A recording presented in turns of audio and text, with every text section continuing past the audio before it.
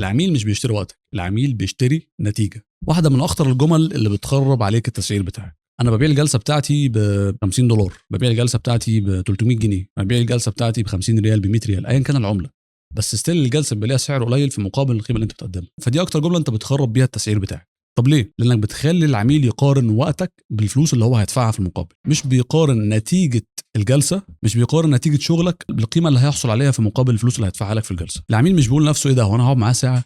لا لا لا، العميل بيسال نفسه ضمنيا، هل الساعه دي فعلا هتغير لي حاجه؟ فلو انت ستيل بتبيع وقت، الناس هتفاصل معاك، هيحصل لك زي ما حصل مع بعض المدربين في السوق. اعتقد المدربين بتوع اللايف كوتشنج تحديدا حصل لهم هذا الموقف. جالهم حد خلاص على وشك الانتحار، لقى انه مش عايز يدفع في الجلسه او بيحاول يفاصل معاه في الجلسه وهو على وشك الانتحار. طب انا هساعدك تبعد عن الانتحار، مش عايز تدفع وات ايفر 300 400 ان كان الرقم اللي هتدفعه في مقابل الجلسه بتاعتي، ده انت هتنتحر، ده حياتك هتروح. فلا، ما ينفعش تبقى 150.